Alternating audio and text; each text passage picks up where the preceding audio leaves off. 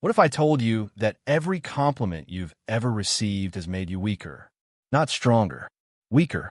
That every time someone praised your work, your appearance, your choices, you handed them a small piece of your power. And now you're here, scrolling, searching, because somewhere deep down you feel it. You become a beggar at the table of other people's opinions. The ancient Chinese philosopher Han Fei understood something brutal, that the man who needs applause is already owned. Today, I'm going to show you how to take yourself back. Not through confidence tricks, through strategic indifference. I know what you're thinking. This sounds harsh, maybe even cruel. But stay with me, because what I'm about to share with you isn't about becoming cold or disconnected from the people you love. It's about something far more important, becoming free. And that freedom, that psychological sovereignty, is the difference between living your life and performing someone else's idea of what your life should be. You see, there's a core pain that runs through almost every person I've ever spoken to, and maybe you feel it too. It's this constant, exhausting need to check. To check if what you said was okay. To check if what you're wearing is acceptable. To check if your opinions are the right ones, if your choices make sense, if your existence is justified in the eyes of others. You've been conditioned to believe that this checking, this constant scanning for approval, makes you socially intelligent, that it makes you empathetic, that it makes you humble. But here's what nobody's telling you. You've become hostage to the emotional weather of strangers. You edit your words before they leave your mouth. You delay your decisions until you've consulted enough people. You abandon your instincts the moment someone raises an eyebrow. And this isn't connection. This is imprisonment. You're living in a cell made of other people's judgments. And the worst part is, you've convinced yourself that the cell is actually a home.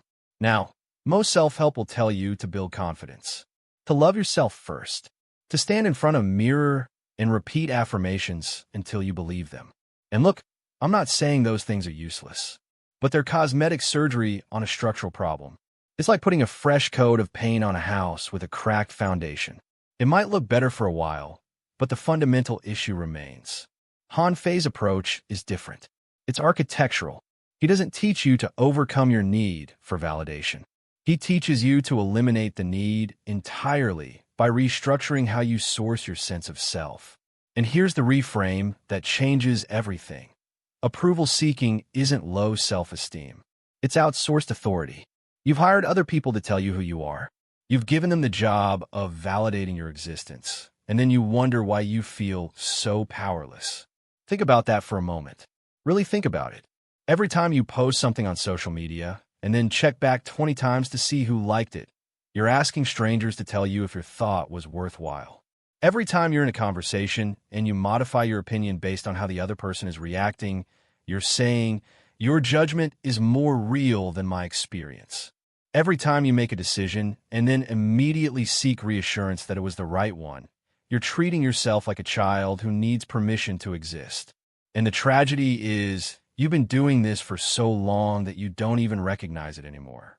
It's like background noise that you've gotten so used to that you forget it's there. But it's draining you. It's draining your energy, your creativity, your sense of self. You're constantly performing, constantly adjusting, constantly seeking that next hit of approval to prove that you're okay. Han Fei lived over 2,000 years ago in ancient China, during a time called the Warring States period. It was chaos. 7 kingdoms fighting for dominance. Alliances shifting like sand, betrayal, and manipulation everywhere you looked. And in that environment, Han Fei watched something fascinating. He watched how power worked. Not the fantasy version of power that we see in movies, but the real, psychological mechanics of it. And one of the things he noticed was this. The people who needed validation were the easiest to control. The ministers who glowed when the emperor praised them, who worked harder for a kind word, who constantly sought reassurance. These were the people who could be manipulated, discarded, used. They had given away their center. They had made the emperor's opinion more important than their own judgment. And in doing so, they had made themselves tools. But there were others, rare individuals who received praise with a simple nod and then went back to their work, who heard criticism and evaluated it against their own standards rather than letting it shake their foundation. who moved through the chaos of the court unmoved by flattery or insult. And these people, Han Fei noticed, were ungovernable. You couldn't buy them with praise. You couldn't intimidate them with disapproval. They had something that made them free. They were self-sufficient. Now, I want to be very clear about something, because this is where most people misunderstand this philosophy. Self-sufficiency doesn't mean you don't care about anyone. It doesn't mean you become some isolated hermit who rejects all feedback and refuses to grow. That's not what we're talking about here.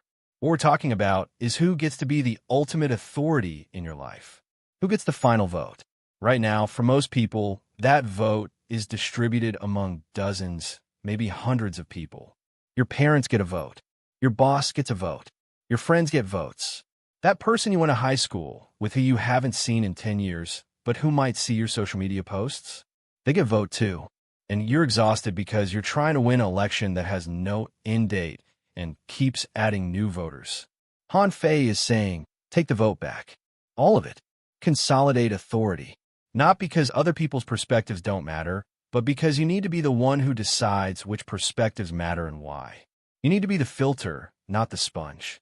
You need to evaluate input rather than absorb it indiscriminately. Let me tell you a story that illustrates this perfectly.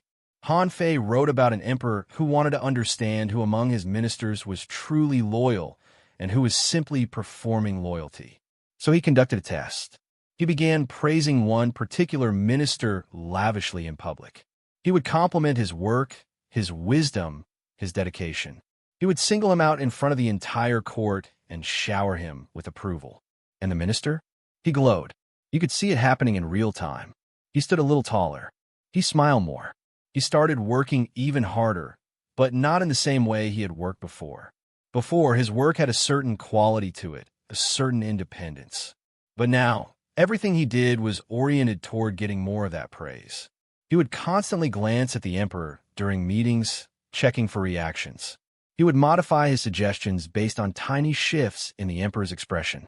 He became, essentially, a puppet, and within a few months, he was useless. He was so focused on maintaining the emperor's approval that he had lost the very qualities that had made him valuable in the first place.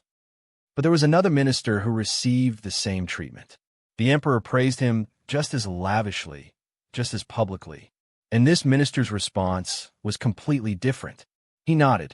He said thank you. And then he went right back to his work, completely unchanged. The praise didn't make him work harder or differently. The praise didn't make him check the emperor's face for approval. The praise simply washed over him like water over stone. And Han Fei's observation about this was devastating in its simplicity. The second man could not be bought because he did not sell himself. He had never put himself on the market. He had never made his sense of self, his work ethic, his dedication contingent on external validation. He was operating from a closed system, a system that generated its own power. Now, you might be thinking, okay, but that sounds kind of cold. That sounds like the second minister didn't appreciate the praise or care about the emperor's opinion at all. But that's not quite right. The difference wasn't that he didn't hear the praise. The difference was that the praise didn't rewrite his internal code. It didn't change the fundamental programming of who he was and what he was doing. Think about it like this. Imagine you're building a house, and you have a blueprint, a plan that you've thought through carefully. You know where every wall should go, where every window should be. You've considered the foundation, the structure, the purpose of each room. And then someone comes along and says, you know what? I think that wall should be 3 feet to the left. Now, there are 2 ways to respond to that. One way is to immediately start doubting your entire blueprint. To think, oh, maybe they're right. Maybe I don't know what I'm doing. Let me move the wall. And then someone else comes along and has a different opinion, and you move it again. And pretty soon, you don't have a house. You have a chaotic collection of compromises that doesn't serve anyone. The other way is to listen to the suggestion and evaluate it against your blueprint. To ask, does this person have expertise in architecture? Do they understand the purpose of this room? Does their suggestion actually improve the structure, or is it just a personal preference? And if the answer is that it improves the structure, great, you incorporate it. But if the answer is that it's just noise, you thank them for their input and you keep building according to your plan. That's what self-sufficiency looks like in practice. It's not about rejecting all feedback. It's about having a strong enough internal blueprint that feedback becomes information to evaluate rather than commands to obey. But here's where it gets really interesting, and this is something that Han Fei understood that most people completely miss. Praise and criticism are the same trap. They're not opposites. They're two sides of the same coin. And the coin is called making external voices authoritative. You see, most people think that approval-seeking means you crave praise, that you're hungry for compliments and validation. And yes, that's part of it. But Han Fei saw something deeper. He saw that fearing criticism is identical to craving praise. Both behaviors mean that you've given external voices the power to define your reality. If someone's insult can ruin your day, that means their compliment controls you just as much. If someone's disapproval can make you question everything, that means their approval is the foundation you're building on. And foundations that belong to other people can be taken away. I'll give you a personal example of how this played out in my own life. There was a period where I was absolutely terrified of criticism. I would write something, and before I published it, I would read it 50 times, editing and re-editing, try to anticipate every possible negative reaction. And I thought I was being diligent. I thought I was being professional. But what I was actually doing was giving hypothetical critics veto power over my work. And the funny thing is, I loved praise during this period. I would get a positive comment and feel amazing for hours. I would screenshot compliments and read them when I was feeling down. I thought the praise was healing the wound that criticism created. But that's not what was happening. The praise and criticism were both feeding the same beast. My belief that external voices were more authoritative than my own judgment.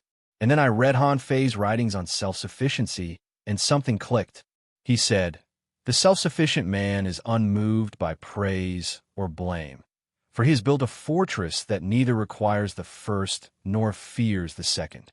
And I realized I didn't need to get better at handling criticism. I needed to stop giving criticism the power to mean anything about my fundamental worth or the value of my work. So I started practicing something radical. Whenever I would publish something and get feedback, whether positive or negative, I would pause before reacting. And I would ask myself one question: according to my standards, according to the goals I set for this work, did I succeed? Not did they like it, but did I do what I set out to do? And this changed everything, because suddenly positive feedback became pleasant but not necessary. It was like someone agreeing with an answer I already knew was correct. Nice, but not life-altering. And criticism became information to evaluate. Sometimes it was useful information that helped me see blind spots. Sometimes it was just someone else's preference that didn't apply to my goals. But either way, it didn't have the power to shake my foundation anymore. This is what Han Fei called the posture of sufficiency. Moving through the world as if you've already received all the permission you'll ever need. Because you have. You were born with it. You just keep forgetting and asking for it again. And every time you ask, every single time you seek permission or approval, you make someone else your master. Now, let me tell you another story that illustrates this in a completely different way. Imagine a master craftsman in ancient China. He makes furniture. Beautiful, functional, enduring furniture. And one day, some nobles visit his workshop. They look at his pieces, and they criticize one of his chairs. They say it's too simple, not ornate enough, lacks sophistication. They make it clear that they find his work unsatisfactory. And the craftsman?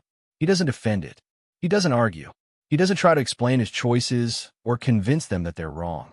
He just listens and nods. Then they see another piece, a table this time, and they praise it lavishly. They call it genius. They say it's the finest work they've ever seen. They're effusive in their admiration. And again, the craftsman just nods. He doesn't celebrate. He doesn't glow with pride.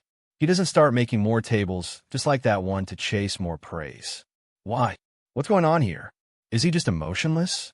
Is he depressed? No. Here's what's happening. He's anchored to his craft's standards, not their opinions.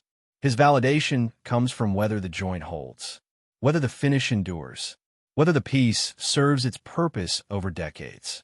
These are objective measures tied to the craft itself, not to social consensus. The noble's criticism of the chair doesn't move him because he knows the chair is structurally sound and will last 100 years. Their praise of the table doesn't inflate him because he knows that table has a weak joint that will fail in humid weather. He has standards that exist independent of their judgment.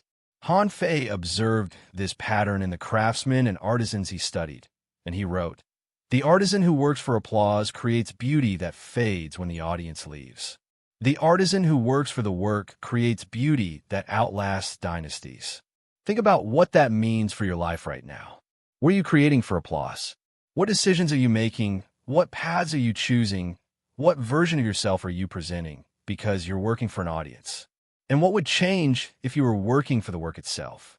If you were anchored to standards that exist independent of social consensus? This is where most people get stuck because they don't actually have internal standards. They have a vague sense of wanting to be good or successful or likable, but these are all defined externally. They're measured by other people's reactions. So when I say anchor to your own standards, they don't know what I mean because they've never developed standards that belong to them. So let's get practical for a moment. How do you actually build internal standards? How do you create that blueprint we talked about earlier? It starts with getting very specific about what you actually value and why. Not what you think you should value. Not what would make you look good to value. But what you, in the quiet of your own mind, actually care about. And this requires a level of honesty that most people avoid because it's uncomfortable. For example, let's say you're trying to figure out your career path. The external approval approach is to look at what careers get respect, what jobs your parents or friends will be proud of, what would look impressive on social media. The internal standards approach is to ask, what kind of work makes me feel alive? What problems do I actually want to solve? What does success look like to me, independent of anyone else's measuring stick? And here's the uncomfortable part. Your answers might not be impressive. You might discover that you actually want something smaller, quieter, less ambitious than what you've been pursuing. Or you might discover you want something that people will judge or misunderstand. But that's the point. Your standards are yours. They don't have to make sense to anyone else. Let me give you an example from my own life. I spent years trying to build a version of success that would impress people. I wanted the achievements, the recognition, the status symbols that would make people think I had made it.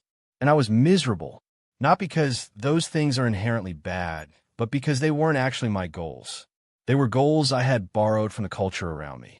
When I finally got honest with myself, I realized what I actually wanted was to understand things deeply and share those understandings in a way that helped people. That's it. That was my actual goal. And measured against that goal, a lot of the things I was chasing were irrelevant. The size of my audience didn't matter beyond having enough people to share ideas with. The prestige of platforms I was on didn't matter beyond their ability to reach people who would benefit from the message. The comparison to other people in my field didn't matter at all. And when I made that shift, when I anchored to my actual standards rather than borrowed ones, everything changed. Not because my external circumstances changed dramatically, but because I stopped being moved by things that didn't actually matter to my real goals. Criticism about things that weren't related to helping people understand things deeply didn't touch me. Praise for things that were related to status, but not substance, didn't inflate me. I had created a closed system. Now, Han Fei would call this becoming ungovernable. And I love that phrase because it's so precise. When you're governed by external approval, people can manipulate you simply by withholding or granting validation. They can control your behavior by controlling their reactions to you. You become a puppet, and the strings are made of your need for their approval. But when you're ungovernable, when you've consolidated authority in yourself, those strings don't exist anymore. People can praise you or criticize you, and you'll evaluate their input on its merits rather than letting it reshape your identity. You'll make decisions based on your standards rather than their preferences. You'll move through the world with a kind of stability that most people never experience. And here's something crucial that I need you to understand. This doesn't make you a narcissist. It doesn't make you closed off or unable to receive feedback. In fact, it's the opposite. When you're desperate for approval, You can't actually hear feedback clearly because you're too busy defending against anything that feels like criticism and clinging to anything that feels like praise. You're in reactive mode, not responsive mode. But when you're self-sufficient, when you're ungovernable, you can actually listen to feedback without it threatening your foundation. Someone can point out a mistake you made, and instead of feeling devastated or defensive, you can just think, they're right. I'll adjust that. Someone can praise something you did, and instead of needing to chase that high, you can just think, that's nice to hear.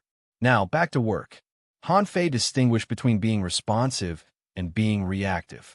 Reactive people are enslaved to opinion. Every piece of feedback sends them spinning. Responsive people are anchored in their own judgment, but flexible enough to incorporate useful information. They're unmoved by judgment, but still moved by truth.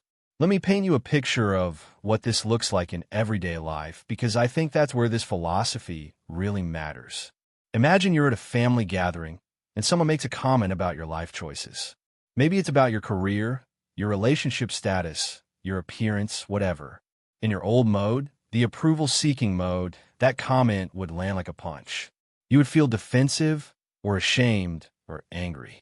You would spend the rest of the gathering and probably the next week replaying in your mind, crafting comebacks, questioning yourself. But in self-sufficient mode, something different happens. You hear the comment, and there's this brief moment where you check it against your standards. You ask yourself, is there any truth here that I need to examine?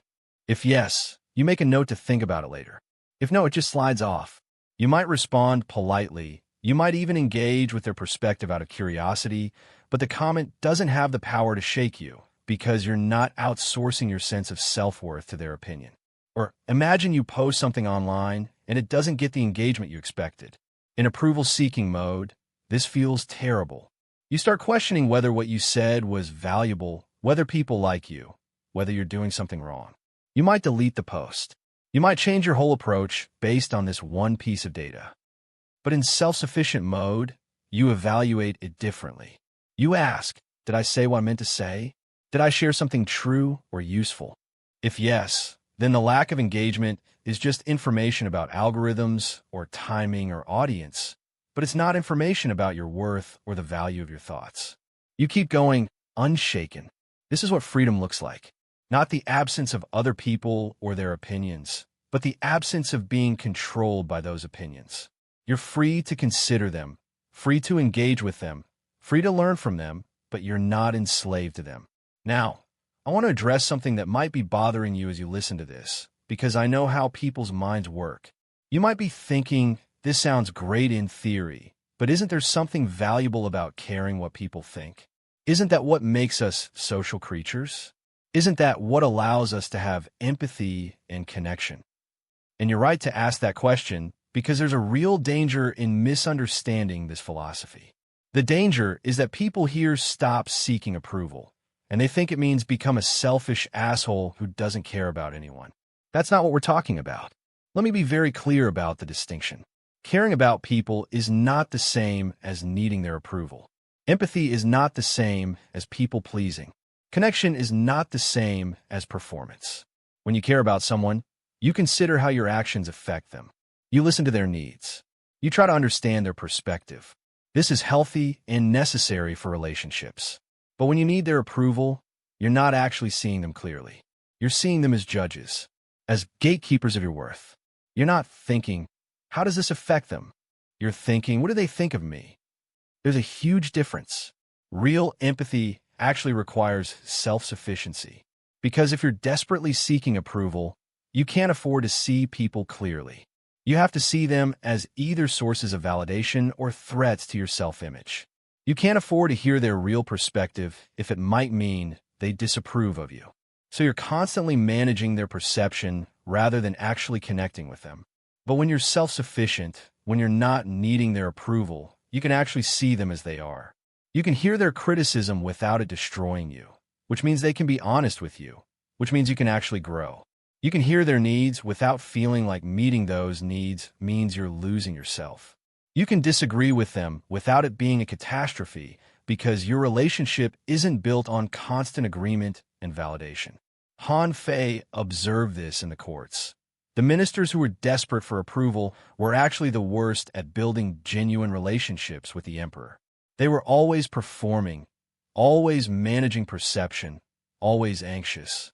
The ministers who were self-sufficient could actually be honest advisors, could actually connect, because they weren't controlled by fear of disapproval. So when I talk about becoming ungovernable, I'm not talking about becoming isolated or cruel or indifferent to others. I'm talking about becoming free enough to actually love people without needing them to validate your existence. I'm talking about becoming stable enough to actually listen without being threatened. I'm talking about becoming sufficient enough to actually give without keeping score. This is the paradox at the heart of Han Fei's philosophy. You have to become self-sufficient before you can actually be generous. Because if you're not sufficient, everything you give is actually a transaction. You're giving to get. You're being nice to be liked. You're helping to be praised. And people can feel that, even if they can't articulate it. They can feel that your kindness has strings attached, that your love has conditions, that your generosity comes with an invoice. But when you're truly self-sufficient, when you're generating your own sense of worth internally, you can give freely. You can be kind without needing gratitude. You can help without needing recognition. You can love without needing constant reassurance. Because you're not trying to get anything back. You're just giving from overflow. Let me tell you about what happened when I started practicing this in my own relationships. I noticed something strange. The relationships that were built on mutual validation started to feel uncomfortable. The friends where our dynamic was basically constant reassurance and agreement, where we were propping each other up more than actually connecting. Those friendships started to strain. Some of them ended, actually. And at first, I thought that was a bad thing. I thought I was becoming too cold or too independent. But then I noticed something else. The relationships that were built on genuine connection got stronger. The people who wanted to actually know me, not just the performative version of me, came closer. The people who could handle disagreement, who could have real conversations instead of just validation exchanges, became my real friends. The relationships that survived my shift to self-sufficiency were the ones that had real substance underneath. And I realized approval-seeking doesn't actually create connection. It creates performance partnerships. Two people performing for each other, each hoping the other doesn't notice that it's all a show. That's not intimacy. That's mutual manipulation, even if it's unconscious and well-intentioned. Real intimacy requires self-sufficiency, because intimacy means being seen as you actually are, and you can't be seen as you actually are if you're constantly performing for approval. You have to be stable enough in yourself to drop the performance. You have to be ungovernable enough to risk being known. Now, let's talk about the practical mechanics of how you actually build this self-sufficiency, because I don't want this to just be philosophy. I want you to be able to apply this starting today. Han Fei was intensely practical. He wasn't interested in beautiful ideas that didn't work in reality. He was interested in what actually changed behavior and created power. So let's get into the specifics. The first practice is what I call the 24-hour silence rule. Here's how it works. Whenever you feel the urgent need to explain yourself, defend a choice, or seek reassurance, you wait 24 hours before doing it. That's it. Just wait. Now, this sounds simple, but it's actually incredibly difficult at first. Because that urgency you feel, that's withdrawal. You're addicted to validation. And when you don't get your fix, or when you feel like your fix is threatened, your brain starts screaming at you to fix it immediately, to explain, to justify, to seek approval. The urgency feels like a real need, like something terrible will happen if you don't address it right now. But here's what you discover when you practice this. By tomorrow, 90% of the time, the urgency is gone. You realize you don't actually need to explain yourself. You realize the person's opinion doesn't actually matter to your life. You realize you were about to give away power for no reason except to soothe your own anxiety. This practice trains you to self-soothe instead of outsourcing your peace to other people. It creates a buffer between stimulus and response. Someone says something critical, and instead of immediately reacting, you pause. You sit with the discomfort. You let it be there without rushing to fix it. And in that pause, you often discover that you're actually okay. that you can survive someone's disapproval, that the world doesn't end when someone thinks you're wrong or bad or weird. I practice this constantly, and it's changed my life. Someone will send me a critical message, and my immediate impulse is to write a 5-paragraph defense. But I don't. I wait. And by the next day, I usually realize that their criticism either has a valid point that I can calmly integrate, or it doesn't apply to me and I can just let it go. Either way, I don't need to defend myself. I don't need to convince them. I can just exist with their disapproval hanging in the air and nothing bad happens. The second practice is what I call the opinion inventory. This is something you do periodically, maybe once a month. You sit down with a piece of paper and you write down whose approval you're currently seeking. Be honest. Don't write down the people you think you should care about. Write down the people whose opinions are actually controlling your behavior. Maybe it's your boss. Maybe it's your parents. Maybe it's your ex. Maybe it's some abstract version of society or people who knew you in high school. Whatever it is, write it down. Get it out of your head and onto paper where you can look at it objectively. Then, for each person or group, you ask 2 questions. First, do I respect their judgment in this specific area? Notice I said specific area. Your mom might be wise about relationships, but clueless about career choices. Your friend might be great at fashion, but terrible at financial decisions. So you have to be specific. Do you actually respect this person's judgment in the area where you're seeking their approval? If the answer is no, you've just discovered that you're seeking approval from an unqualified source. You're letting someone who doesn't know what they're talking about control your choices. That's like asking a plumber for surgery advice. It doesn't make sense, so you can cross them off your list. Their opinion in this area doesn't need to matter to you. If the answer is yes, you ask the second question. Am I asking for input or permission? Input means you're gathering information to make your own decision. Permission means you're asking them to make the decision for you. And here's the key. You only accept input. You never accept permission seeking. So let's say you respect your mentor's judgment about career moves. Great. You can ask them for input. You can say, here's what I'm thinking. What's your perspective? And then you take their perspective as one data point among many that you consider when making your decision. But you don't say, what should I do? And then do whatever they say. You don't give them veto power. You maintain ultimate authority. This practice helps you identify where you've been outsourcing authority inappropriately. And once you see it clearly, it becomes easier to take that authority back. The third practice is the invisible audience test. This is something you do in the moment, whenever you're about to make a choice or say something or post something. You pause and you imagine that nobody will ever know about this choice. Nobody will see it. Nobody will judge it. It will be completely private. Then you ask yourself, would I still do this? If nobody was watching, if there was no possibility of approval or judgment, would I still make this choice? If the answer is no, you're performing. You're choosing based on how it will look rather than what you actually want or believe. And that's fine to notice. The point isn't to judge yourself for it. The point is just to see it clearly, because you can't change a pattern you can't see. If the answer is yes, you found authentic desire. You found something that comes from your actual self rather than from your performance of self. And the more you practice this, the more you start to distinguish between the two. You start to notice when you're about to do something for the audience versus when you're about to do something for yourself. Han Fei said, the self-sufficient man acts the same in the crowd and the cave. Meaning, his behavior doesn't change based on whether he's being observed. He's consistent because he's not performing. He's just being. And this is the goal, to become so anchored in your own standards that your behavior becomes consistent whether anyone is watching or not. The fourth practice is to reclaim your metrics. This is the big one, and it requires some serious thinking. You need to sit down and define what success means to you. Not success as the world defines it. Not success as would look good on Instagram. Success as you, in your heart of hearts, actually define it. And this requires getting very specific. You can't just say, I want to be happy or I want to be successful. Those are too vague. You need concrete metrics that you can actually evaluate. For example, when I did this exercise, I came up with things like, did I create something today that was honest and useful? Did I keep my word to myself and others? Did I learn something new?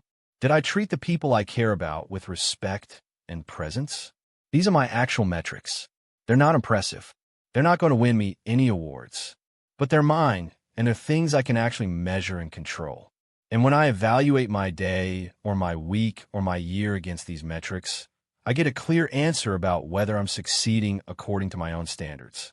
Compare that to the old metrics I was using. How many likes did I get? How many people signed up? How does my progress compare to other people in my field? These metrics kept me in a constant state of anxiety because I didn't control them. They were dependent on algorithms and other people's preferences and market conditions and 1,000 things outside my control. But when you control the scorecard, nobody can fail you but yourself. And paradoxically, this makes you more successful by external measures too, because you're no longer desperate. You're no longer making decisions based on what will get approval.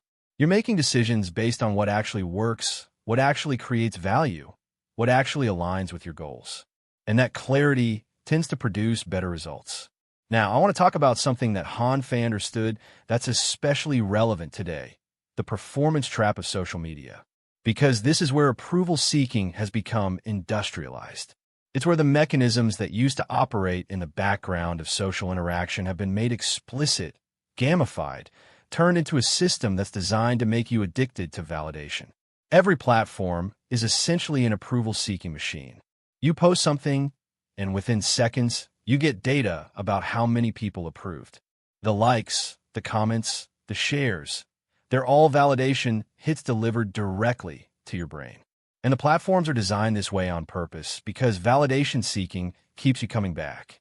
It keeps you posting, scrolling, checking, performing. And here's what's insidious about it. It trains you to see your entire life through the lens of how it will look to an audience. You're not experiencing things directly anymore. You're experiencing things while simultaneously thinking about how to package them for social media. You're not at dinner with friends.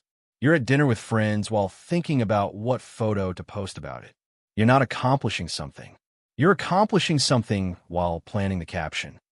This is what Han Fei would call the dissolution of the self.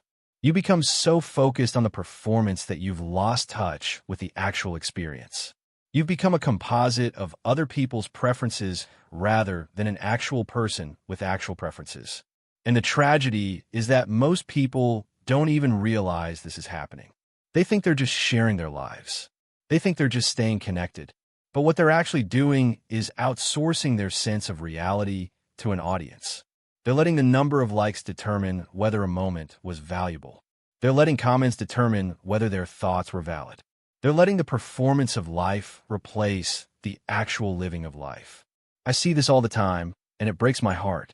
People who can't enjoy a beautiful sunset without immediately thinking about how to photograph it for Instagram. People who can't have a meaningful conversation without wondering if it would make good content. People who can't make a decision without polling their followers. They've become so thoroughly colonized by the need for approval that there's no space left for authentic experience. Han Fei would say these people are not free. They're slaves to an invisible audience, and the chains are made of their own need for validation. And the solution isn't to delete social media, necessarily. The solution is to fundamentally change your relationship to it. To use it as a tool rather than letting it use you as content. Here's how that looks in practice. Before you post something, you do the invisible audience test. You ask yourself, would I still want to share this if nobody engaged with it at all? Am I sharing this because it's genuinely useful or interesting or beautiful? Or am I sharing it to get validation? And if the answer is the latter, you don't post. You just experience the thing privately. You let it be yours without needing to broadcast it. And when you do post, and then you leave. You don't sit there refreshing to see the likes roll in. You don't check back 20 times in the first hour. You share something, and then you move on with your life because the sharing was the point, not the reaction. You're using the platform to communicate, not to get validated. This is incredibly difficult at first. Your brain will scream at you to check. You'll feel phantom vibrations in your pocket. You'll find yourself opening the app unconsciously. This is the addiction showing itself. But if you can sit with that discomfort, if you can resist the pull, something amazing happens. You start to remember what it feels like to just exist without performing. You start to reclaim your direct experience of reality. I practice this constantly now, and it's changed my relationship to social media completely. I share things that I think are valuable, and then I forget about them. Sometimes they get a lot of engagement, sometimes they don't. It doesn't matter to me anymore because I'm not using the engagement as a measure of value. I have my own measures, and they're internal. Now, let's talk about one of the most difficult aspects of this whole journey: the people in your life who are invested in you seeking their approval. Because here's something nobody tells you. When you stop seeking approval, some people get very upset about it. And understanding why this happens will help you navigate it without losing your resolve. When you've been seeking someone's approval for a long time, you've trained them to expect a certain dynamic. They've gotten used to having influence over you. They've gotten used to you checking with them, modifying yourself based on their reactions, giving them a certain kind of power in the relationship. And when you stop doing that, when you start operating from self-sufficiency, it disrupts that dynamic. Some people will experience this as you becoming arrogant or distant or selfish. They'll say things like, "You've changed," or "You don't care what anyone thinks anymore," or "You've gotten cold." And on the surface, these sound like criticisms of your character. But what they often really mean is, "You've stopped giving me the power I was used to having over you, and I don't like it." This is especially common with parents, long-term partners, and old friends. People who've known you a long time and who've established patterns with you. When you change those patterns, even if you're changing them in a healthy direction, it threatens their sense of who you are and what role they play in your life. Han Fei saw this constantly in the emperor's court. When a minister would become self-sufficient, other ministers who were used to manipulating him would become hostile. They would accuse him of disloyalty or arrogance or insubordination. But what they were really saying was, "You're no longer controllable, and that threatens my ability to use you for my purposes." Now, I want to be clear. Not everyone who's uncomfortable with your self-sufficiency is being manipulative. Sometimes people genuinely care about you, and they're confused by the change. They interpret your new boundaries as rejection. They interpret your reduced need for approval as you not caring about them anymore. And in these cases, communication can help. You can explain that you're not pushing them away. You're just becoming more stable in yourself. That you still value their input, but you're not giving them veto power over your life anymore. But some people won't accept that explanation. Some people were only in your life because you were seekable approval from. You were useful to them as someone they could influence or control or feel superior to. And when you stop playing that role, they don't have a use for you anymore. And as painful as it is, it's important to let those relationships go. I lost several friendships during my own journey to self-sufficiency. Friendships that I thought were deep and real. And it hurt. It really hurt. But looking back now, I can see that those friendships were built on an unhealthy dynamic. They require me to stay small, to keep seeking approval, to keep being someone they could give advice to or feel wise compared to. They weren't actually seeing me or valuing me. They were valuing the role I played in their ego. And when I stopped playing that role, when I became self-sufficient, there was nothing left. The friendship had been built on my need, not on genuine connection. And as much as that hurt to realize, it was also liberating. Because it meant I could start building friendships based on actual connection rather than mutual approval seeking. The friendships I have now are so much stronger. They're with people who can handle my self-sufficiency, who don't need me to check with them before making decisions, who can disagree with me without it being a threat to the relationship, who respect my boundaries and autonomy. And these friendships feel completely different. They feel adult. They feel real. They feel like partnerships between equals rather than performances for each other. This is what Han Fei meant when he talked about the self-sufficient man being able to form true alliances. Because an alliance between two self-sufficient people is based on mutual respect and shared goals, not on mutual need and validation exchange. It's stable because it's not built on the shaky foundation of someone else's approval. Now I want to address something that might be coming up for you as you listen to all of this. You might be thinking, this sounds great, but isn't there something lonely about it? If I stop seeking approval, if I become self-sufficient, won't I end up isolated? It's a fair question, and it touches on something important. There's a kind of loneliness that comes with self-sufficiency, but it's not the loneliness of being alone. It's the loneliness of being responsible for yourself, of not being able to outsource your decisions or your sense of worth to other people, of having to stand on your own 2 feet and make choices from your own center. This loneliness can be intense, especially at first, because for most of your life, you've been cushioned by other people's opinions. Even when those opinions were making you miserable, they were giving you a kind of certainty. You knew what to do by reading the room, by checking faces, by following the path of most approval. And when you give that up, there's a disorienting period where you feel adrift, where you're not sure what to do because you're not using external validation as your compass anymore. Han Fei called this the void of sufficiency, the space between letting go of external authority and fully trusting internal authority. And he said that most people can't tolerate this void. They rush back to approval seeking because the discomfort is too much. They'd rather be controlled and certain than free and uncertain. But if you can sit in that void, if you can tolerate that loneliness, something beautiful happens. You discover that you're actually not alone. You're with yourself, and yourself, it turns out, is pretty good company. You start to trust your own judgment. You start to hear your own voice more clearly. You start to know what you actually want and think and feel, rather than what you think you should want and think and feel. And paradoxically, this makes real connection possible for the first time, because you're no longer connecting from neediness. You're connecting from wholeness. You're not asking people to complete you or validate you. You're inviting them to walk alongside you. As equals, both of you complete and self-sufficient, but choosing to share the journey. This is the kind of connection that lasts. This is the kind of love that doesn't burn out or become codependent. This is the kind of friendship that can weather disagreement and distance and change. Because it's not built on need. It's built on genuine appreciation for who the other person actually is. I experience this in my own relationships now, with my partner, with my close friends, with the people I work with. There's a quality to the connection that's different from what I experienced before. It's calmer. It's more spacious. There's less anxiety, less checking, less performing. We can just be together without constantly managing each other's perceptions. And that freedom, that ease, is worth every bit of loneliness I had to sit through to get here. Now let's talk about what happens in the long term when you practice this philosophy consistently. Because I don't want you to think this is just about feeling better in the moment. This is about fundamentally restructuring your life in a way that compounds over time. When you're approval-seeking, you're making hundreds of micro-decisions every day based on external validation.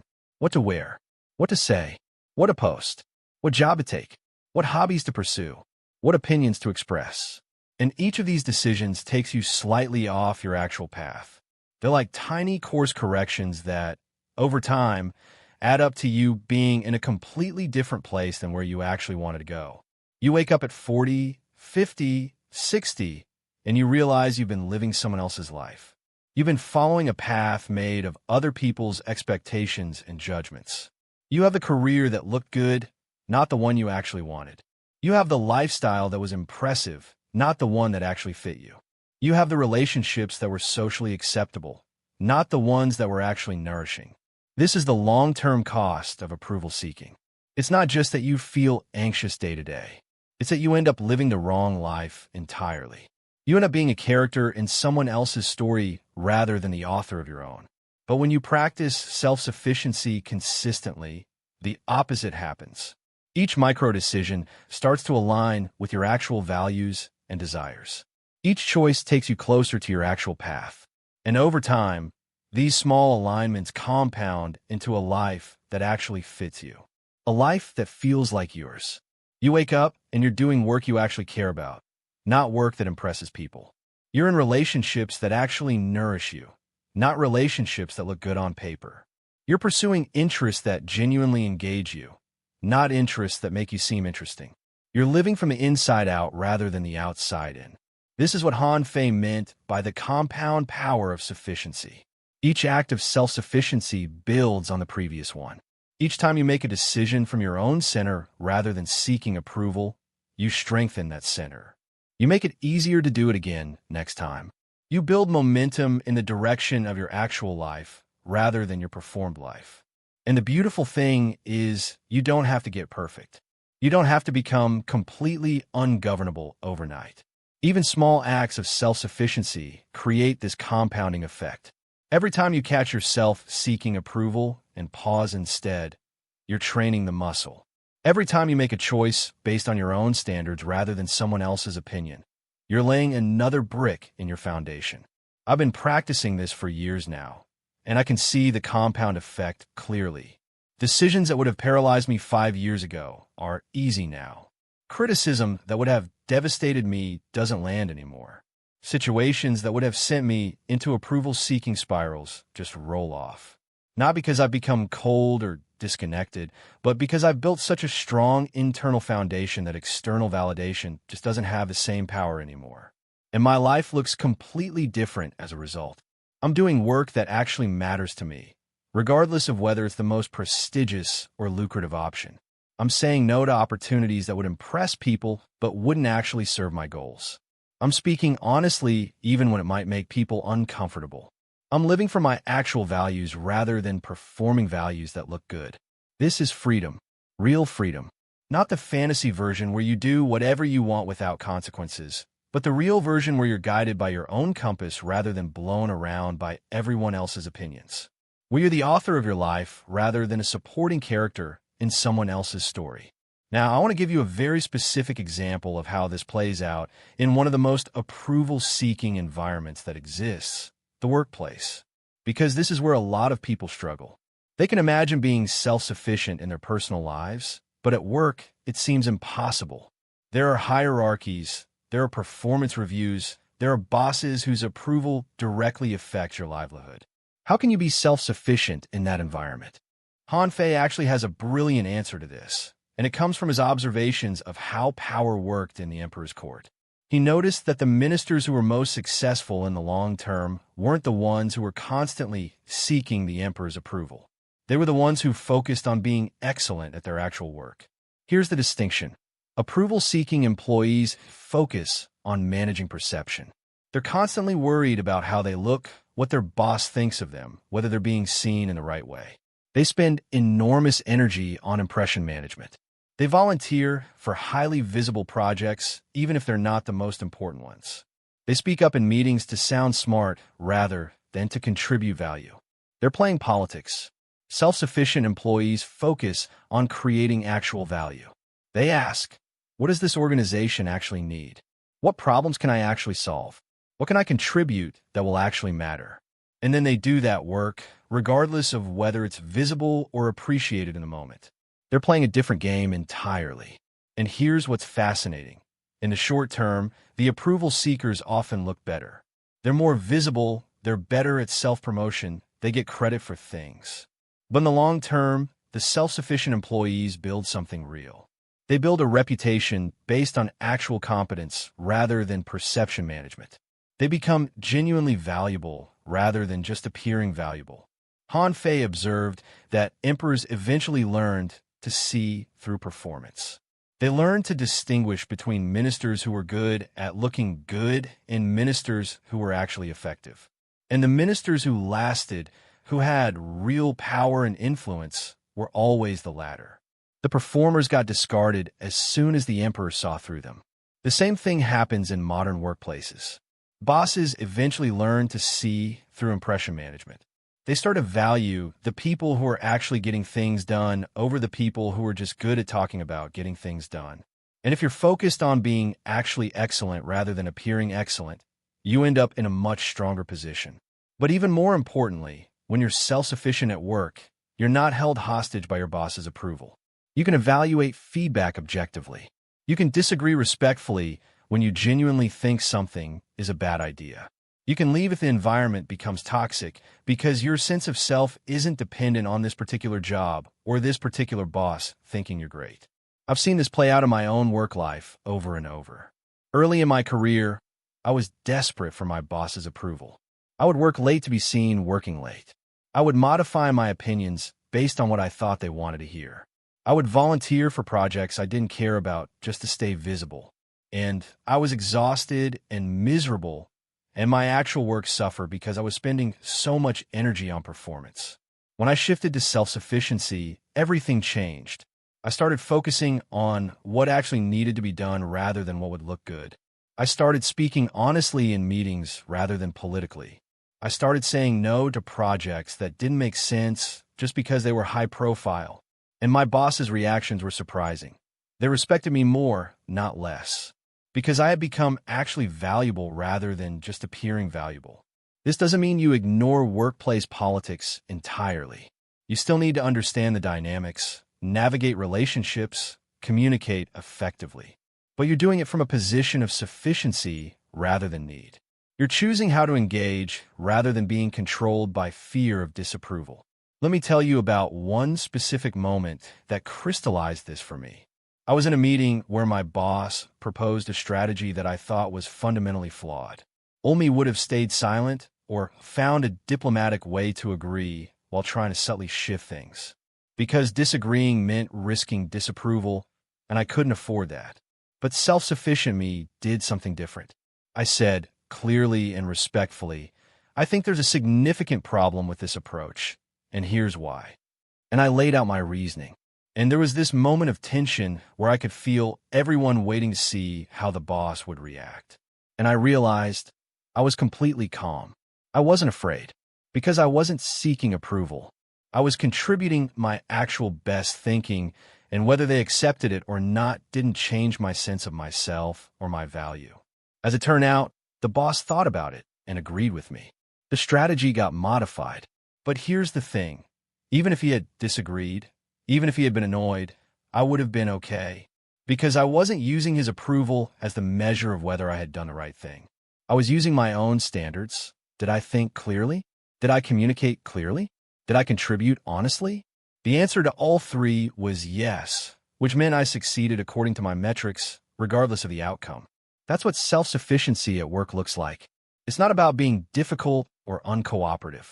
It's about being grounded in your own judgment while still being collaborative and respectful. It's about knowing that your value isn't determined by your boss's mood or your colleagues' opinions. It's about being excellent at what you actually do rather than excellent at appearing excellent. Now, I want to talk about one of the most subtle and insidious forms of approval seeking, intellectual approval seeking. This is something I see constantly, especially among educated people, and it's particularly hard to recognize because it disguises itself as intelligence or rigor or open-mindedness. Here's what it looks like. You're in a conversation and someone says something you disagree with. But instead of stating your disagreement clearly, you start hedging. You say things like, well, that's an interesting perspective, or I can see where you're coming from, even when you actually think they're completely wrong. You're seeking approval by being agreeable rather than being honest. Or you're forming an opinion on something, and before you fully form it, you start researching what the smart people think. What's the consensus among experts? What position would make you look most informed? And you end up adopting opinions that aren't actually yours. They're opinions you've borrowed because they make you look good intellectually. Or you're in an argument, and someone makes a good point that contradicts your position. Instead of genuinely integrating it, you do this performative thing where you say, you're absolutely right, I hadn't thought of that, and then you just drop your entire position. Not because you've actually changed your mind, but because agreeing makes you look open-minded and disagreeing might make you look stubborn. This is approval-seeking in intellectual clothing, and it's everywhere. People think they're being humble or open-minded, but what they're actually doing is outsourcing their thinking to whoever seems most authoritative or whoever they want to impress in the moment. Han Fei saw this constantly among the scholar ministers in the emperor's court. They would change their philosophical positions based on what was fashionable or what the emperor seemed to prefer. They would cite authorities rather than thinking for themselves. They would perform wisdom rather than actually being wise. And Han Fei was contemptuous of this. He believed that real thinking required self-sufficiency, that you had to be willing to be wrong in the eyes of others in order to have a chance of being actually right. The alternative is to think for yourself and then engage honestly with other perspectives. To form your actual opinion first, based on your own reasoning and evidence, and then to test that opinion against challenges. To be willing to change your mind when you're genuinely convinced, but not to change your mind just to look good. This is harder than it sounds because intellectual approval feels so sophisticated. It feels like you're being smart and well-informed and open-minded. But really, you're just seeking validation from different sources. Instead of seeking approval from people who judge you on your appearance or success, you're seeking approval from people who judge you on your ideas. It's the same trap, just dressed up in fancier clothes. I struggle with this constantly, and I have to check myself regularly. Am I saying this because I actually think it's true, or because it will make me look smart? Am I exploring this perspective because I'm genuinely curious, or because it's what the people I admire believe? Am I changing my mind because I've been genuinely persuaded, or because I'm afraid of looking stubborn? These questions are uncomfortable because they reveal how much of my thinking isn't actually mine, how much I've borrowed or absorbed or adopted without really examining it. But asking these questions is essential if I want to think freely. If I want my mind to be my own, rather than a collection of other people's ideas arranged in a way that makes me look good. Han Fei would say that intellectual self-sufficiency is the foundation of all other self-sufficiency. Because if your thinking isn't yours, nothing else can be yours either. Your values aren't yours, they're borrowed. Your decisions aren't yours, they're based on borrowed thinking. Your life isn't yours. It's the life that borrowed ideas led you to. So the practice here is simple but difficult. Think for yourself first. Before you read what the experts say, ask yourself what you actually think. Before you check what your smart friends believe, form your own belief. Before you adopt a position because it's popular or sophisticated or makes you look good, sit with the question and see what answer emerges from your own reasoning.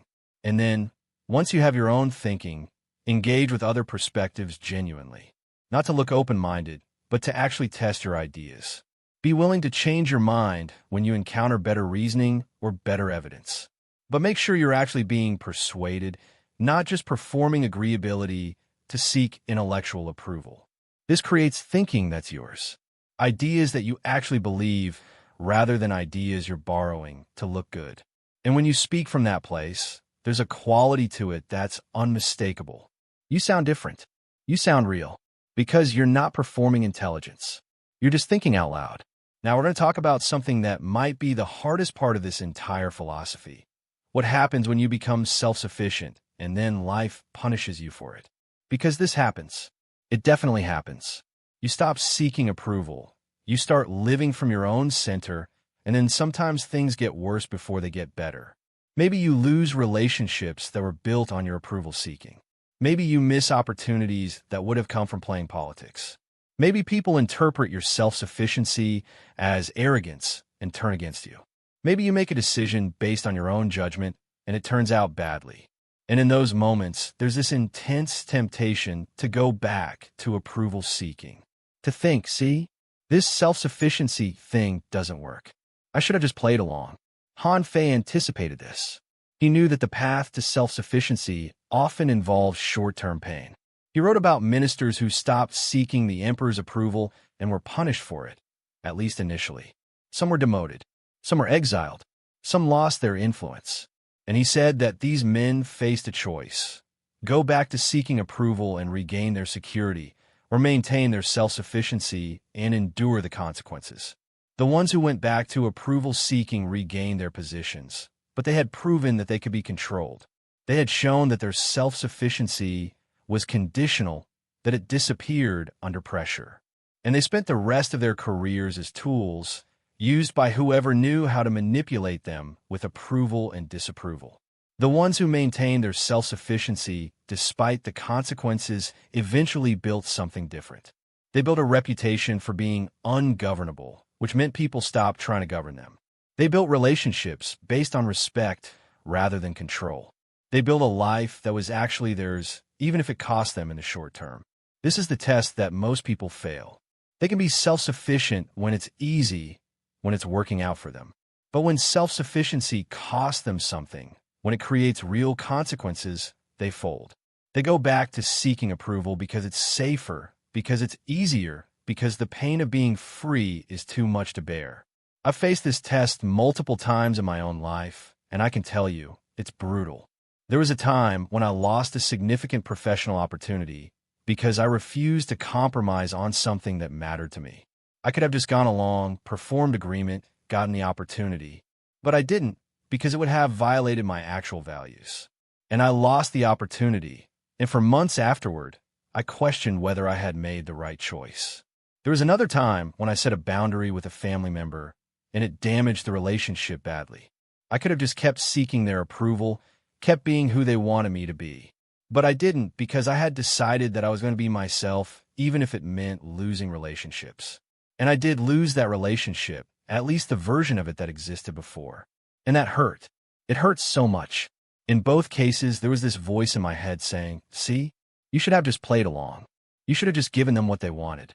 Your self-sufficiency is costing you things that matter." And that voice was right about the cost. I did lose things, real things that would have made my life easier or more comfortable. But what that voice couldn't see was what I was gaining. In the professional situation, I gained self-respect. I gained the knowledge that I wasn't for sale, that I wouldn't compromise my values for an opportunity. And weirdly, that made me more confident in all my other professional interactions. I wasn't desperate anymore, which meant I could negotiate better, think more clearly, make better decisions. In a family situation, I gained freedom. I gained the ability to be myself rather than performing a role. And eventually, the relationship rebuilt on new terms, healthier terms. Or if it hadn't rebuilt, I would have been okay because I wasn't willing to sacrifice myself to maintain a relationship that required me to not be myself. This is the long game that Han Fei understood. Short-term pain for long-term freedom. Immediate cost for eventual sovereignty. And most people can't play the long game because the short-term pain is too intense. They'd rather have immediate comfort, even if it means long-term imprisonment. But if you can endure the test, if you can maintain your self-sufficiency, even when it costs you, something shifts. You prove to yourself that you're serious, that your freedom isn't conditional, that you're willing to pay the price for being ungovernable. And once you prove that to yourself, everything changes. You stop being afraid of disapproval because you survived it. You stop being controlled by approval because you've demonstrated that you don't need it to survive. This is what Han Fei called the forging of sufficiency. Like metal that's tempered by fire, your self-sufficiency gets stronger when it's tested. Each time you choose freedom over approval despite the cost, you're building something unbreakable. So when you face this test, and you will face it, remember what's actually at stake. It's not just about this one situation. It's about who you're becoming. It's about whether you're willing to be free or whether you're going to let the fear of consequences keep you imprisoned. Choose freedom. Pay the price. Build something real. Now let's talk about the final piece of this puzzle. What happens when you've done the work, built the self-sufficiency, endured the tests, and arrived at a place of genuine freedom? Because there's a paradox here that Han Fei noticed and that I've experienced myself. Once you stop needing approval, you often receive more of it. When you're desperately seeking approval, people can sense it. There's a neediness that repels people, that makes them uncomfortable, that makes them want to withhold approval, because giving it feels like feeding an addiction.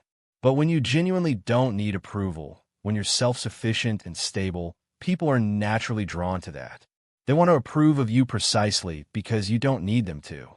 This is the great irony. The path to receiving genuine approval is to stop seeking it. The path to being genuinely liked is to stop caring whether people like you. The path to influence is to stop trying to control how people perceive you. Han Fei saw this in the emperor's court over and over. The ministers who desperately sought favor never quite achieved it. They were always slightly off, always trying too hard, always suspicious of being manipulated. But the ministers who were self-sufficient, who didn't seek favor, often received it naturally. The emperor trusted them because they couldn't be bought. Colleagues respected them because they couldn't be controlled. They had influence precisely because they didn't seek it. I've experienced this in my own life in ways that still surprise me. When I stopped trying to be liked, people seemed to like me more. When I stopped crafting my words to avoid criticism, people respected my honesty. When I stopped performing for approval, people appreciated my authenticity. The very thing I thought would make people reject me, my refusal to seek their approval, turned out to be what made them respect me. But here's the crucial thing. You can't fake this.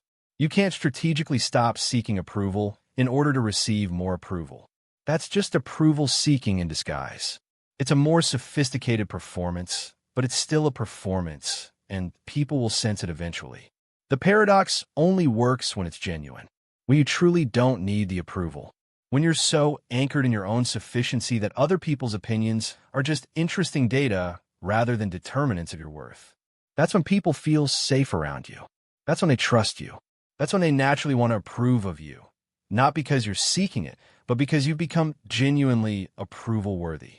This is the final stage of Han Fei's philosophy. The self-sufficient person doesn't reject approval when it comes. They just don't need it. They can receive it gracefully without it inflating them. They can handle criticism without it deflating them. They've transcended the whole system of external validation while still being able to exist within it. Think of it like this. Imagine someone who's incredibly thirsty wandering through a desert.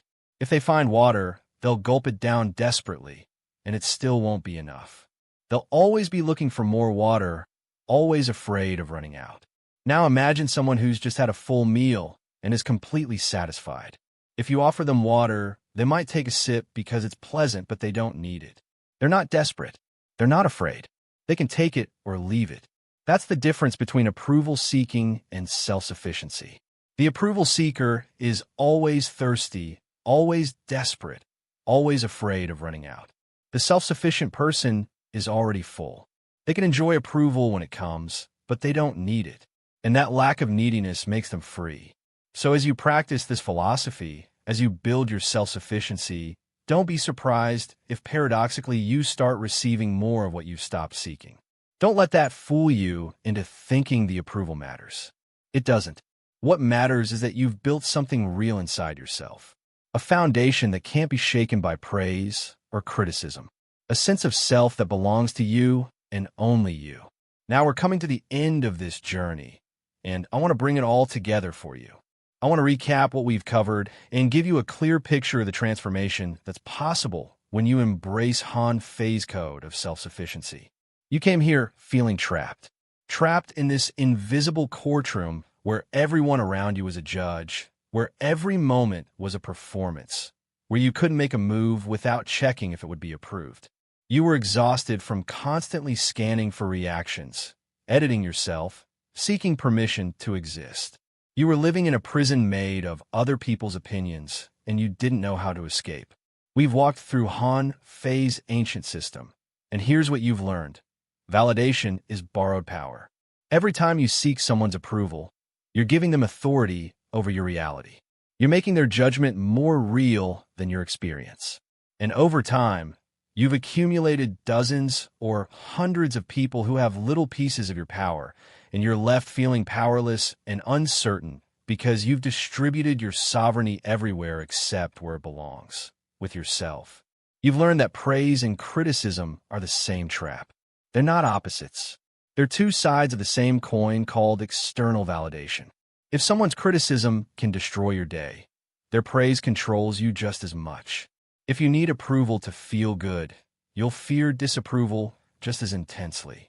The only way out is to stop giving external voices the power to define your reality. You've learned that social performance is spiritual hemorrhaging. Every time you modify yourself for approval, you lose data about who you actually are. You become a composite of other people's preferences, a collection of compromises, a performance with no performer left underneath. And the recovery is brutal but necessary. Stop performing. Let people meet the real you. Some will leave. Good. They were never meeting you anyway. They were meeting your performance. You've learned that indifference to judgment is not cruelty. It's freedom. It's the prerequisite for actual empathy, because you can't truly see people if you need them to approve of you. You have to stand on your own ground before you can genuinely connect with others. Self-sufficiency isn't isolation. It's the foundation for real relationships. Relationships built on genuine appreciation rather than mutual neediness. And you've learned practical tools to build this self-sufficiency. The 24-hour silence rule that trains you to self-soothe instead of seeking immediate reassurance. The opinion inventory that helps you identify where you've outsourced authority inappropriately. The invisible audience test that reveals when you're performing versus when you're being authentic. And the practice of reclaiming your metrics, defining success by your own standards rather than the world's. These aren't just techniques. They're the architecture of a different way of being in the world.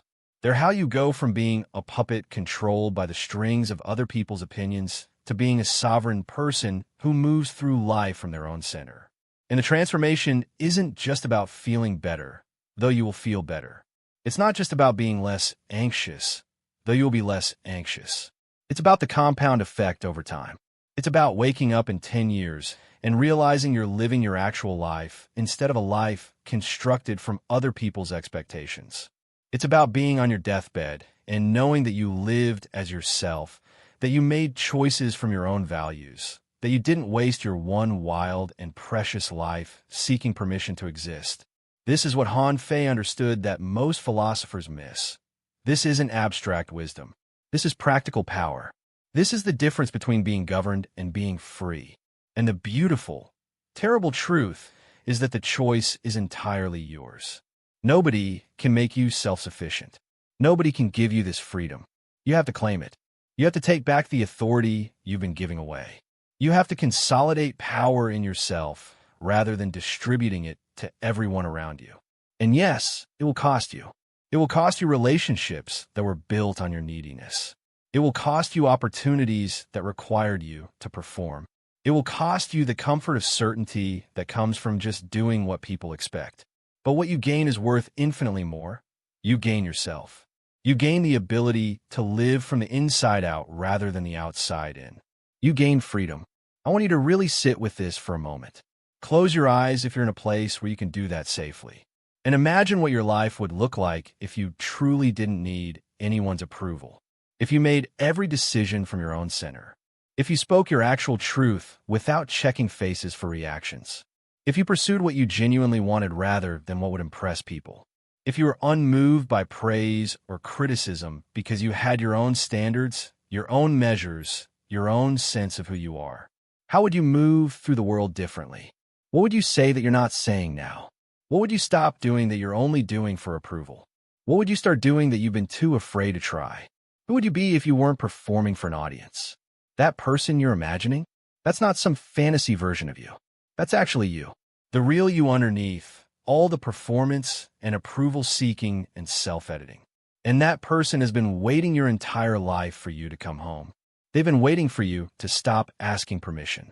They've been waiting for you to remember that you were born complete, that you don't need validation from outside, that your existence is justified simply by existing. Han Fei called this the return to original nature. Not becoming something new, but stripping away everything that isn't actually you. All the performances, all the borrowed opinions, all the compromises you made to be acceptable. What's left when you strip all that away is your original self. And that self is sufficient. It always was. You just forgot. So here's what I want you to understand as we close.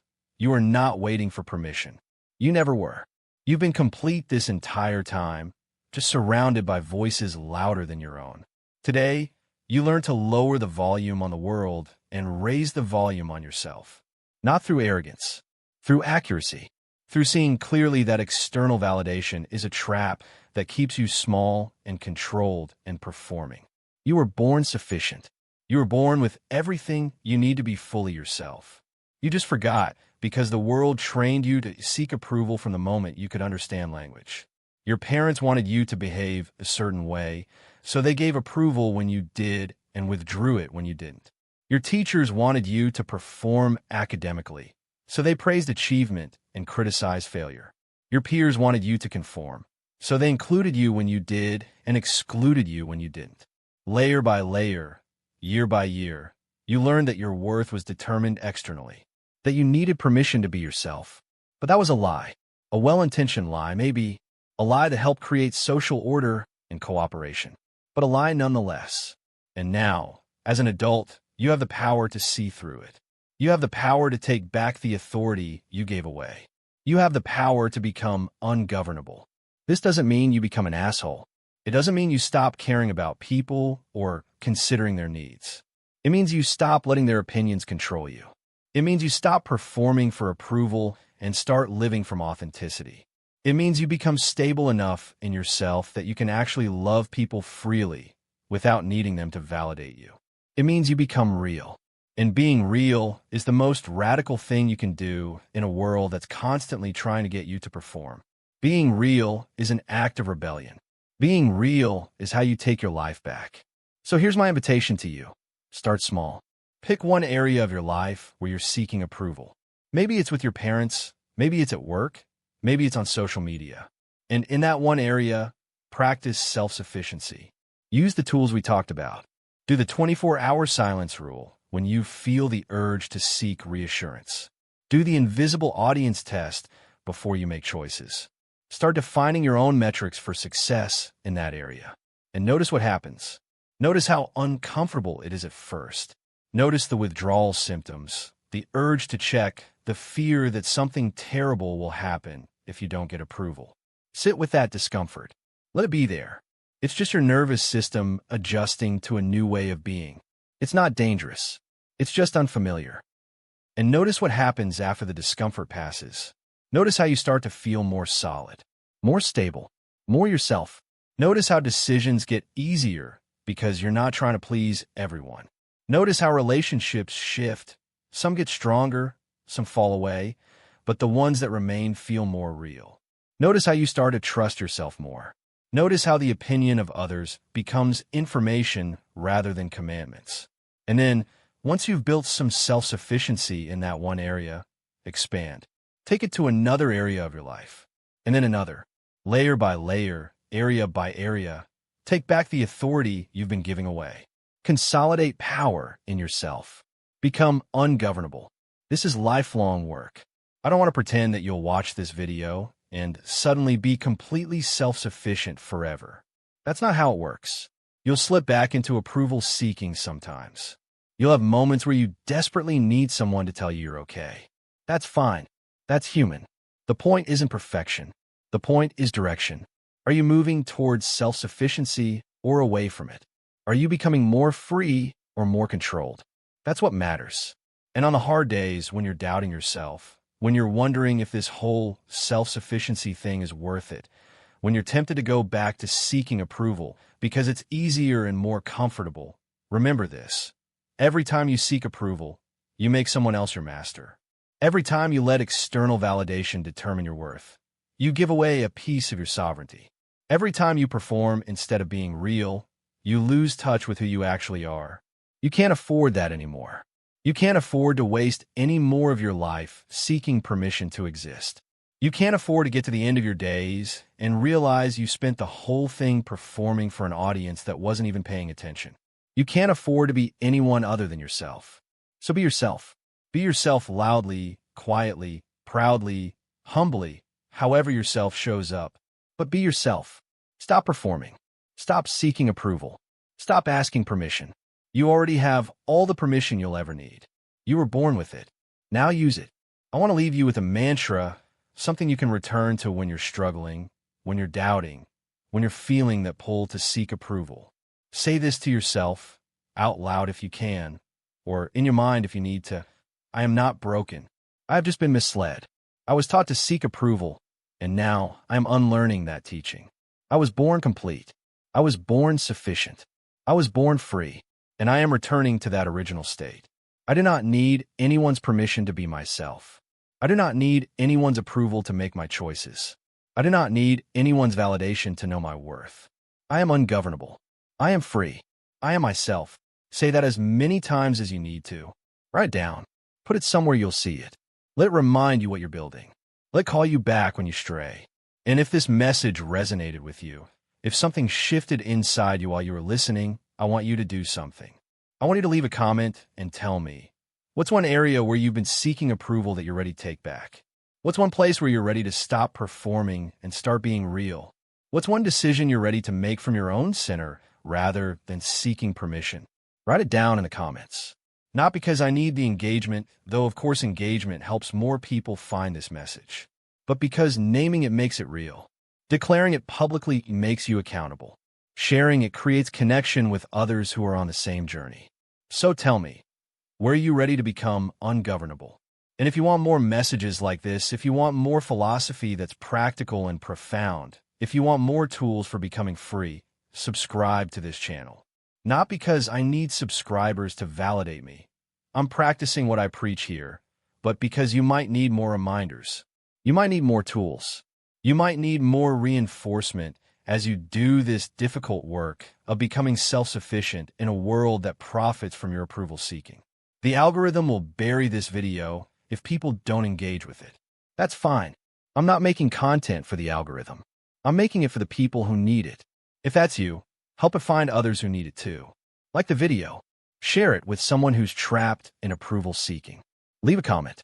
Not for me. For them. For the people who need to hear that they're not broken. They've just been misled. That they were born sufficient and they can return to that state. That they can be free. And here's the truth. I don't know if we'll talk again. I don't know if you'll watch another video of mine. And that's okay. Because this message, this one transmission, might be all you need. You might take what you heard here today and run with it. You might build such a strong foundation of self-sufficiency that you never need another reminder. And if that happens, I'll never know about it. And that's perfect. Because you'll have become ungovernable, even to content creators who might want your attention and engagement. But if you do need more support, if you do need more tools, if you do need more reminders as you walk this path, I'll be here. Creating content not for approval, not for metrics, not for growth, but because this work matters. Because helping people become free matters. Because teaching Han-Fei's ancient wisdom in a modern context matters. You have everything you need already. Everything I've shared with you today, you already knew somewhere deep inside. I haven't given you anything new. I've just reminded you of what you forgot. I've just pointed to the cage you've been living in and suggested that the door was never actually locked. I've just said, you can leave whenever you want. You can be free whenever you choose. So choose freedom. Choose self-sufficiency. Choose to be ungovernable. Not tomorrow. Not when you feel ready. Not when you have more confidence or clarity or courage. Now, today, in this moment, choose to stop seeking approval and start being yourself. The world needs you real, not performed. The world needs you free, not controlled. The world needs you ungovernable, not compliant. Not because the world deserves it, but because you deserve to live as yourself. You deserve to make your own choices. You deserve to be guided by your own compass. You deserve to be free. And freedom begins the moment you stop asking for permission. The moment you stop seeking approval. The moment you remember that you were born complete. That you were born sufficient. That you were born free. You've always been enough. You just forgot. Now you remember. Now you know. Now you're free. Go live from that knowing. Go make choices from that center. Go be yourself without apology or explanation. Go be ungovernable. Go be free. Thank you for listening. Thank you for being here. Thank you for doing this difficult, beautiful work of becoming yourself. The world is better when you're free. So go. Be free. Be yourself. Be ungovernable. That's the message. That's the teaching. That's everything Han-Fei understood 2,000 years ago and everything you need to understand today. You're not waiting for permission. You never were. You're already free. You just need to claim it. So claim it. Take back your power. Consolidate your authority. Stop performing. Stop seeking approval. Stop asking permission. Be yourself. Be free. Be ungovernable. And if you remember nothing else from this entire video, remember this. You were born sufficient. Every moment you spend seeking approval is a moment you're living a lie. Every moment you spend being yourself is a moment you're living in truth. Choose truth. Choose freedom. Choose yourself. Always choose yourself. Not selfishly, not cruelly, but firmly, consistently, unshakably. Choose yourself. Be yourself. Free yourself. That's the work. That's the teaching. That's the path. Now go walk it. You're ready. You've always been ready. You just needed permission to stop seeking permission. Consider this your permission. You don't need any more permission. You're free to be yourself. You always have been.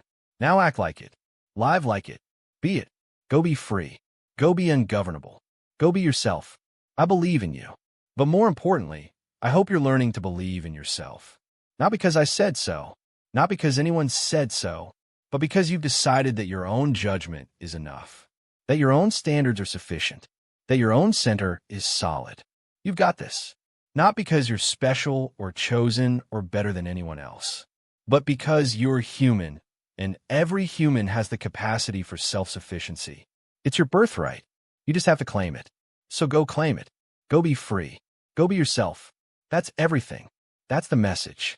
That's Han Fei's code of self-sufficiency translated for you, here, now, today. Take it. Use it. Live it. Be free.